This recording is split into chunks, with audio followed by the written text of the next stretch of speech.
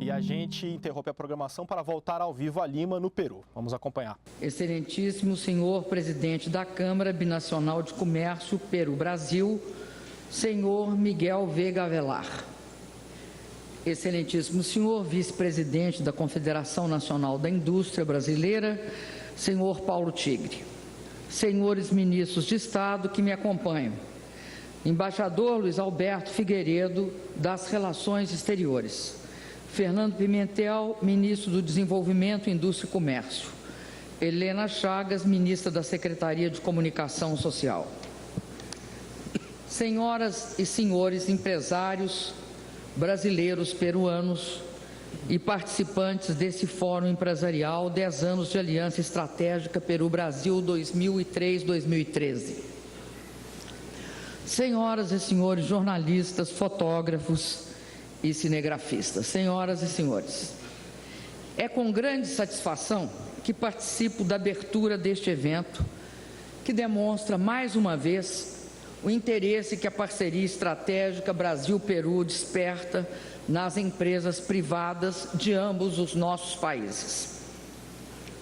Quero cumprimentar o Conselho Empresarial Brasil-Peru e a Câmara Binacional de Comércio e Integração Peru-Brasil, organizadores desse fórum, assim como o Grupo Brasil, e ressaltar o importante papel que desempenham na consolidação dessa parceria.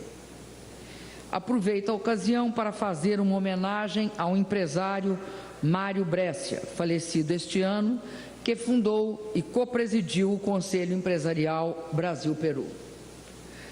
Senhoras e senhores empresários, este ano nós celebramos o 10º aniversário de uma parceria que deu certo.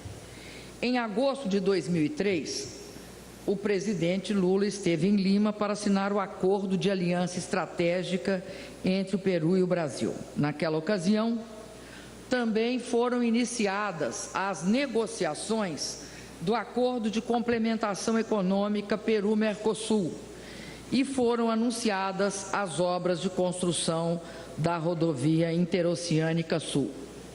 Nesses 10 anos, as relações entre o Peru e o Brasil registraram avanços notáveis. Registrar os avanços notáveis não significa que nós temos de nos conformar com o que conquistamos até agora, mas, pelo contrário, devemos perceber que o desafio é sempre melhorar o patamar que nós já conquistamos. Sabemos que o comércio bilateral cresceu quase 6 vezes, passando de 650 milhões de dólares para 3,7 bilhões de dólares. Só nos primeiros 9 meses desse ano, o fluxo comercial bilateral cresceu 7%. E as exportações do Peru para o Brasil, 50%, o que contribuiu para reduzir o déficit pelo ano e equilibrar o comércio bilateral. O Brasil é hoje o 3º principal fornecedor de produtos importados ao Peru e o 8º principal comprador. A pauta comercial bilateral diversificou-se, agregando aos bens tradicionais, como cobre, zinco e petróleo, produtos novos e de maior valor agregado, como máquinas elétricas, mecânicas, têxtil, vestuário e automóveis. Esperamos poder em breve somar a essa pauta novos produtos, como barcos e aviões. Essa evolução é, em grande medida, o resultado da progressiva eliminação das barreiras tarifárias e não tarifárias entre nossos países. O acordo Mercosul-Peru conferiu aos produtos peruanos, a partir de 2012, acesso ao mercado brasileiro sem impostos. Seria importante que o mesmo ocorresse o mais rápido possível com o Brasil, antecipando, portanto, o livre acesso dos produtos brasileiros. O fluxo de investimento entre os dois países vem aumentando sensivelmente. Empresas brasileiras quadruplicaram seus investimentos no Peru na última década, somando um estoque de quase 2 bilhões de dólares. Empresas peruanas têm apostado no Brasil, realizando importantes investimentos em setores como bancário, bebidas e alimentos. Hoje, mais de 50 empresas brasileiras atuam no Peru em setores que vão da construção civil à mineração, da logística aos cosméticos, gerando cerca de 30 mil empregos diretos. O setor de energia é hoje um dos mais promissores e estratégicos. O crescimento contínuo da economia peruana nos últimos anos aumentou a necessidade de geração de eletricidade, criando oportunidades para novos investimentos. O Brasil tem todo o interesse de contribuir nesse esforço, assim como olha com muita expectativa a possibilidade de também, no caso do Brasil, o Peru contribuir para o nosso esforço de expansão no setor elétrico. Senhoras e senhores empresários, o aprofundamento das relações econômicas entre o Peru e o Brasil tem sido acompanhado e estimulado projetos estruturais de integração. A inauguração em 2011 da rodovia interoceânica, que conecta portos peruanos no Pacífico à cidade de Assis Brasil, no Acre, encurtou distâncias entre nossos países e permitiu a aproximação de agentes econômicos e sociais dos dois lados da fronteira. Cidades como Rio Branco e Porto Velho, que até recentemente se abasteciam só de mercadorias vindas do sul do Brasil, passaram também a importar produtos de Madre de Dios, Cusco e Puno, regiões peruanas muito próximas. E certamente o contrário também aconteceu. O voo semanal entre Lima e Rio Branco, inaugurado em 2011, deu renovado impulso ao comércio e ao turismo fronteiriço. Seria importante que essas e outras conexões aéreas fossem retomadas. Essa robusta parceria entre Peru e Brasil manifesta-se no plano regional, no firme apoio que os dois países e os dois governos deram a iniciativas como a União de Nações Sul-Americanas, a Unasul. Na verdade, a presidência da Unasul, exercida pelo presidente Ollanta, teve um destaque nos últimos tempos, viabilizando um quadro de integração regional que é estratégico. Há pouco, o vice-presidente da CNI falou da importância, nessa etapa do nosso desenvolvimento econômico e social, de uma questão que é crucial não só para a economia, mas também é crucial para a competitividade, que é a questão justamente de garantir que haja um aumento da produtividade nas nossas atividades industriais, agrícolas, de serviço, enfim, que nós nos coloquemos em condições de participar do processo de competição que envolve todos os países. Por competitividade, nós devemos sempre entender algumas coisas que são cruciais. A importância da educação na qualificação profissional de nossos trabalhadores. A importância da inovação nos processos produtivos e de serviços. A importância também de termos um processo de integração em que se configure mercados dinâmicos e amplos.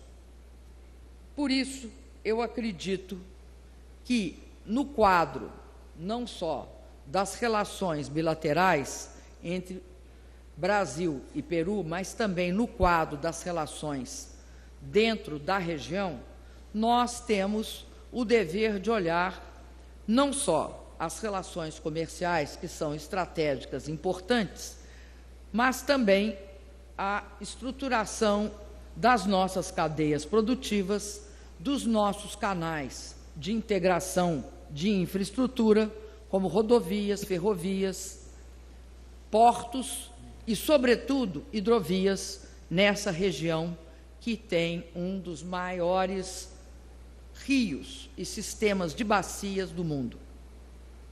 Eu gostaria de dizer que, quando nasceu a Unasul, ela estabeleceu, por meio da declaração de custo, as bases e os objetivos para o aperfeiçoamento de um espaço sul-americano.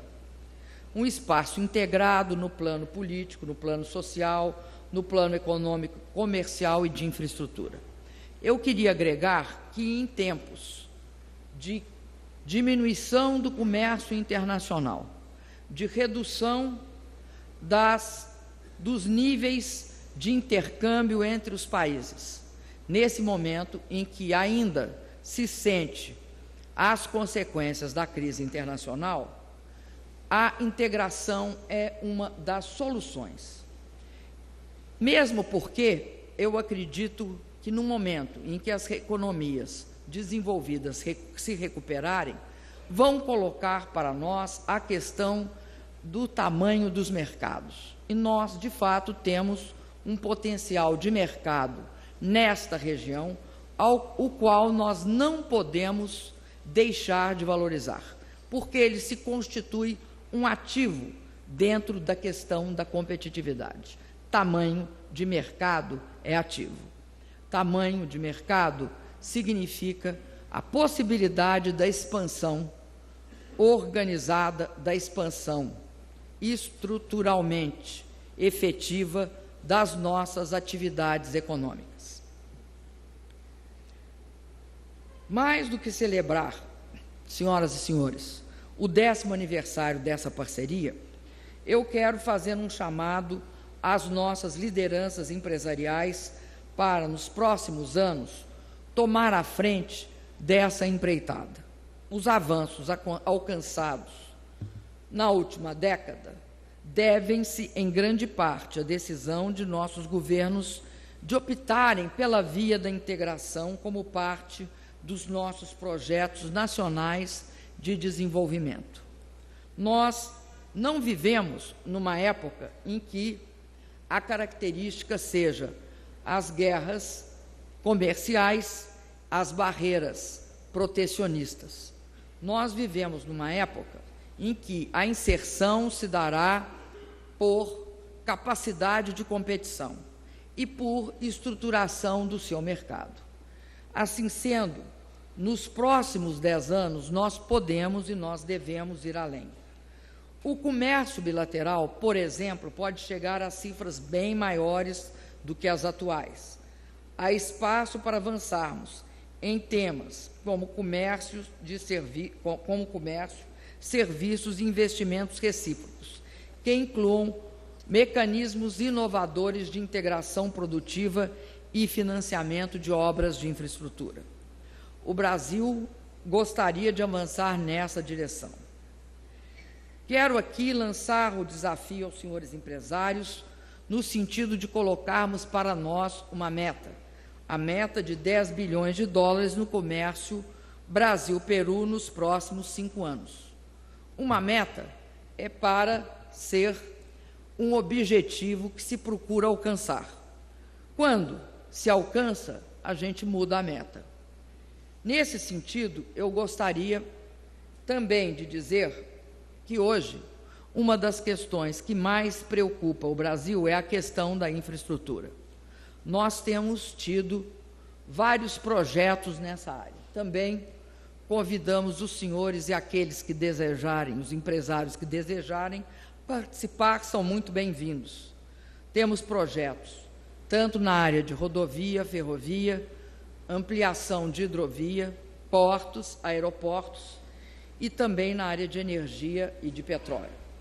Sobretudo, gostaria de destacar que eixos de integração são possíveis se os nossos empresários brasileiros e os nossos empresários peruanos forem capazes de trocar informações, porque o que nós estamos vendo é a criação de oportunidades as mais diferenciadas, as mais diversificadas.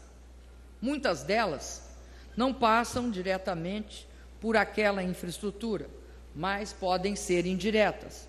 Exemplo, nas hidrovias, as barcaças, que transportam grandes quantidades de alimentos e cereais, e mesmo, em alguns casos, minério. No caso da indústria de petróleo, a sua demanda. Enfim, nós teremos de ser que nem mineradores, nós teremos de procurar aquilo que permite que as nossas cadeias se interconectem, que nós tenhamos a capacidade não só de trocar bens e serviços, mas também de estabelecer uma coerente integração produtiva. Nós queremos, por exemplo, viabilizar o eixo multimodal do Amazonas.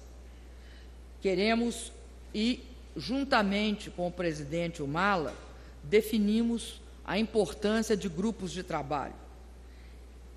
É importantíssimo que sejamos capazes, e hoje eu acredito que a imagem que o presidente Hollande levantou na nossa reunião, ela é uma imagem muito forte, porque eu acho que ela retrata muito da história da América Latina. Nós vivíamos de costa uns para os outros. O Peru olhava o Pacífico e nós olhávamos o Atlântico. O presidente Humala fez essa imagem com muita competência e ela mostra a necessidade de nós nos unirmos, olharmos sim para os dois oceanos, porque são estratégicos nesse processo, mas olharmos também pelo tamanho e para a capacidade da nossa região. Eu queria dizer que o Brasil, ao longo da sua história, foi ensinado a voltar seus olhos só numa direção, na direção dos países desenvolvidos. Nós olhávamos para a Europa, olhávamos para os Estados Unidos, não olhávamos para a América Latina, nem para a África. Hoje, nós não só olhamos, como priorizamos a América Latina. E, obviamente, também, até pela raiz que o Brasil tem, 50% da nossa população, no último censo demográfico, se declarou afrodescendente. Nós temos imenso orgulho dessa afrodescendência, nos faz também olhar para a África. Assim sendo, o que eu queria dizer é que temos também de mudar a nossa perspectiva, temos de perceber o tamanho e a importância que para o Brasil tem o Peru, e que para o Peru tem o Brasil. Nós temos de nos olhar não só com respeito, mas com admiração, e procurando aqueles mecanismos que permitem que as nossas economias deem um salto. Acredito também que é de alta importância perceber uma contradição que nós superamos. Para o meu país, era dito sempre que havia uma contradição entre crescer e incluir, que era incompatível a distribuição de renda com o crescimento. Primeiro a gente teria de crescer e depois a gente ia distribuir renda. O que nós percebemos é que crescer com distribuição de renda não só é possível, mas é essencial. Por quê? Porque trata-se, do ponto de vista da consequência econômica da inclusão social, de criar um mercado de consumo de massas. O Brasil tem vários patrimônios. O Brasil tem água doce, o Brasil, como o Peru, tem uma biodiversidade fantástica, né? Tem também petróleo, minério, uma agricultura, mas uma das principais riquezas e patrimônio do país é seu mercado interno. É perceber que isso também é um valor na América Latina. Por isso, eu saúdo toda a política social que é desenvolvida pelo presidente Ollanta Humala, porque essa política essa política de inclusão tem um condão, que é transformar esse mercado cada vez mais no mercado de produtos que são aqueles que são do interesse generalizado no mundo desenvolvido e no nosso mundo também será. Nós nos transformamos em grandes consumidores de automóveis, nós nos transformamos em grandes consumidores de geladeiras de fogão, nós nos transformamos em grandes consumidores de telefones celulares, de tablets, e nós temos de perceber que esse fato é um fato que anima as nossas economias e que dá a ela grande capacidade e fôlego. Finalmente, eu queria dizer que é essencial que nós sejamos capazes de cooperar em várias atividades. Entre elas, eu gostaria muito de destacar a cooperação na área da educação. Acho que um dos fatos que vai mudar a característica da cooperação entre os países é a área de ciência, tecnologia e inovação. Esta área de ciência, tecnologia e inovação, nós elegemos como uma das questões centrais do país. Por isso, criamos um programa chamado Programa Ciência Sem Fronteiras, reconhecendo que há diferenças entre a formação que nos é dada e a formação que é dada em outros lugares do mundo, buscando distribuir esta formação e mais, procurando também centrar o incentivo a 100 mil bolsas que nós estamos dando nas áreas de exatas. Nós queremos engenheiros, nós queremos matemáticos, físicos, químicos, biólogos, queremos também todos aqueles formados nas áreas de ciência médica, da ciência de computação.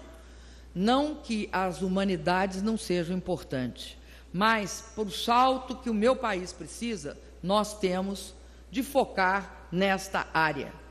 O Brasil, pela primeira vez, eu acho que em toda a sua vida, formou esse ano mais engenheiros que advogados. Nada contra os advogados, eu sempre digo isso.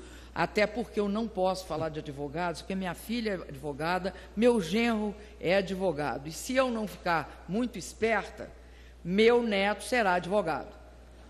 Mas eu quero dizer que para o Brasil, não importa a minha família, para o Brasil é algo crucial ter engenheiros. Por que nós não tivemos engenheiros? Porque desde a crise da dívida em 1982, o padrão de investimento do Brasil deixava a desejar. Nós voltamos a investir com o governo Lula em 2007, através de um programa de infraestrutura chamado Programa de Aceleração do Crescimento. Para vocês terem uma pequena ideia, eu era ministra-chefe da Casa Civil em 2005, do presidente Lula. E a gente ainda dependia do Fundo Monetário. E um funcionário da Secretaria de Finanças, do Ministério de Finanças brasileiro, me deu uma notícia que ele considerava muito boa, que nós tínhamos tido a autorização do Fundo Monetário para investir 500 milhões de reais. 500 milhões de reais é uns 250 milhões de dólares.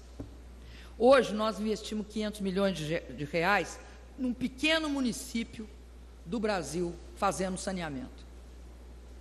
Ou seja, tratando de água e de esgoto.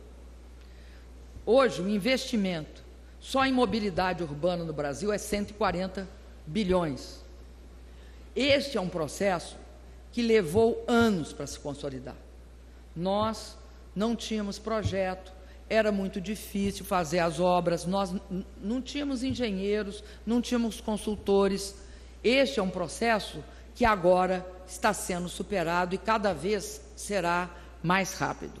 Uma das coisas mais importantes que nós aprendemos é a participação do setor privado nesses investimentos.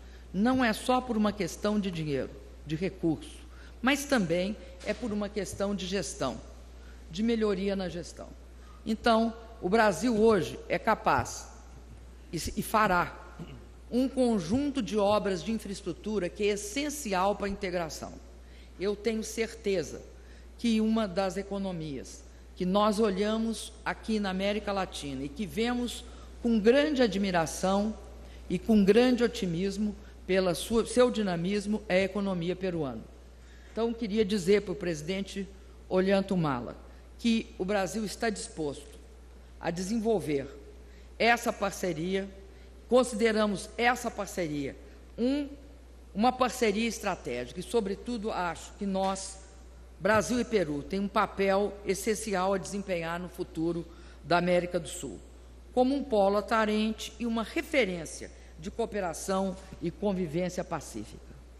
Quero dizer aos senhores empresários que essa é uma ação que não pode ser só de governo, não pode ser só de empresários, tem de envolver também a população, tem de envolver o turismo entre os nossos países, a cultura entre os nossos países, a educação, a troca de alunos. E aí fico muito feliz com o programa Beca 18 do presidente Humala, que vai levar estudantes peruanos para o Brasil.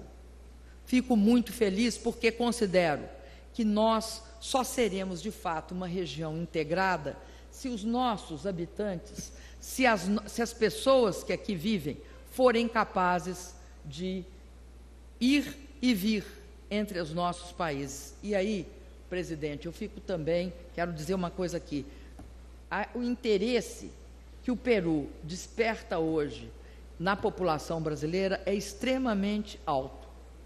Não só pela sua beleza em termos do legado colonial, mas por áreas do Peru que são fantásticas, como Machu Picchu e toda a questão de Nazca. E várias outras. Aqui a gente abre uma porta, ou entra no edifício e fica encantado pelo que tem. Eu estive nessa construção, que eu acho que é 1700, é barroco colonial ou mais, ou pré-colonial, pré-barroco ainda, que é a Torre Nagli. E fiquei de fato estarrecida com a beleza do local e quero fazer um cumprimento especial à conservação desses prédios históricos. A conservação desses prédios é, de fato, uma homenagem à nossa história. Muito obrigada.